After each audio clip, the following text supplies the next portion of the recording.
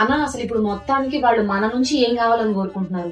అమ్మ మొత్తం కూడా నిరుపేద కుటుంబానికి చెందినండి 6 కుటుంబాలు అగ్నికి ఆవుదైపోయినాయి. కుటుంబం మొత్తం కూడా రోడ్డును పడ్డ పరిస్థితి. స్థానికంగా నిత్యావసరాలు అన్ని కూడా లోపల అధికారులు ప్రజాప్రతినిధులు కాగాలు చేస్తాం. మన నుంచి దీర్ఘకాలికంగా వాళ్ళకి లైఫ్ అంతా తోడుగా ఉండాలంటే వాళ్ళు గ్యాస్ స్టవ్, రెగ్యులేటర్, ట్యూబ్ ఇలా కనెక్షన్ మనల్ని అడిగారు. గ్యాస్ కనెక్షన్ మనల్ని అడిగారు. కాదంటే అమ్మ నేను ఒకసారి ఉషా గారితో వాళ్ళ అమ్మాయితో మాట్లాడి నేను మరి ఏ విషయం చెబుతానని చెప్పాను.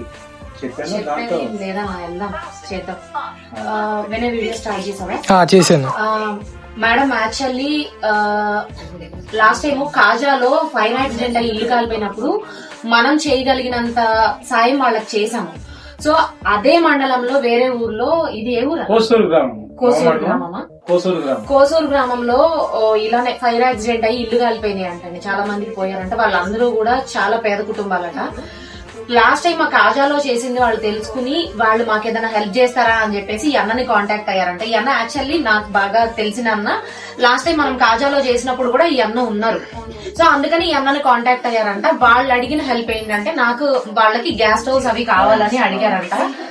సో నేను మేడం ఒకటి చెప్తున్నా, నేను ఎవరిని కూడా డబ్బులు ఏదైనా హెల్ప్ చేయండి అని నేను అడగను, అసలు చెయ్యొద్దు కూడా మేడం. నేను 300 అంటే నేను ఒకటి డిసైడ్ అయ్యా, అదేంటో మీకు చెప్తాను.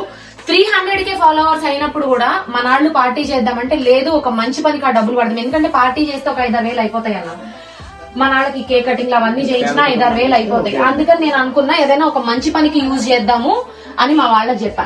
రైట్ నా 400K అయినప్పుడు కూడా నవ్య కన్నా ఏదైనా మంచి పనికి వాడదాం నవ్య, డబ్బులు మనం ఫాలోవర్స్ వచ్చారని కేక్ కటింగ్స్ అవన్నీ పార్టీస్ చేసి మనం డబ్బులు అవజేయొద్దు అని చెప్పా. మీకు గుర్తుందా 400K అయినప్పుడు కూడా నవ్య నాకు తెలియకుండా కేక్ తీసుకొచ్చి నాకు సర్ప్రైజ్ ఇచ్చినప్పుడు మీరు ఏదైనా మంచి పని చేద్దామని అన్నారు, ఏం చేయలేదు అని అంది. సో రైట్ నౌ ఇప్పుడు నేను ఒక పని చేయాల్సిన సిచ్యువేషన్ టైం వచ్చిందండి. ఇప్పుడు నేను చేస్తాను. ఎంత ఖర్చు అవుతుంది ఏంటి అనేది మీకైతే చెప్పను, బట్ ఏం చేస్తున్నానో చూపిస్తాను. చలో.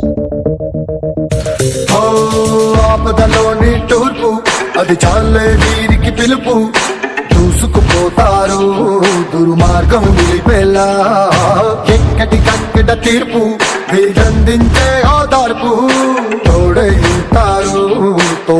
నేను మాట్లాడడానికి అయితే ఏం లేదు, నాకు తోచింది నేను చేయగలిగింది చేసిన.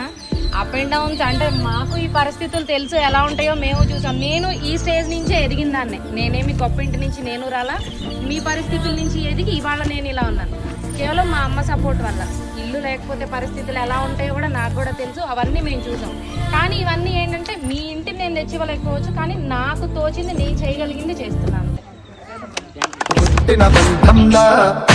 మనసే కట్టంగా ప్రతి మనిషికి చుట్టంగా మేమున్నామంటారు, కన్నీళ్ళలో నవ్వులు పూయిస్తూ. ఎవ్వరు వీరెవరు, ఎవరికి వరుసకు ఏమవరు. జయ హో జనతా.